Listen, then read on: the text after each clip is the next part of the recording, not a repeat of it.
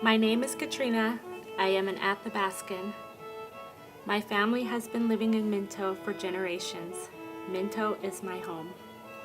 In May, I accepted a position as a behavioral health aide in my community. I chose this job because I wanted to help others, and little did I know that I would be the one receiving help. As part of my new position, I was able to attend the Rural Providers Conference. I was touched by the stories people shared, but even more so by the emotion they were unafraid to show. Something clicked in me. I realized for the first time that I've been holding in my grief following the death of my grandpa. My grandpa was like a dad to me. He saw something in me that no one else did. For example, when I was 4, he went out and bought me a tiny violin.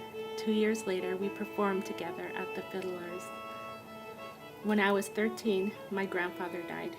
I will never forget that day. It was spring and my brother's birthday. I felt on top of the world because everything about my life was perfect. My whole life would change when I got home from school. Everyone was sitting at the table waiting for me. I could tell my aunt had been crying. I knew something was wrong. I heard someone say, "Your grandpa was in an accident." But somehow I knew, even at that young age, that this was no accident. My family did not talk about what really happened. Suicide is too painful. My heart was getting heavier and heavier as we were getting closer to home. The sorrow I felt was so strong. When I saw my grandma for the first time, I couldn't hold back my tears.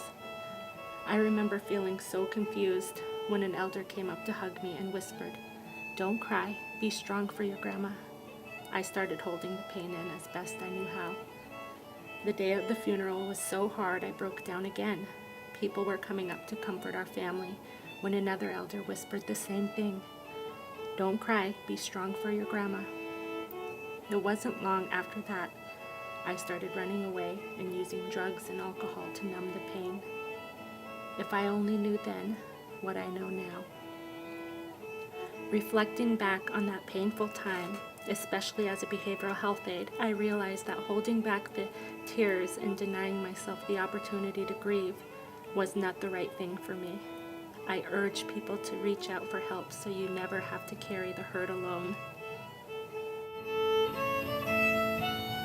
It's probably funny too.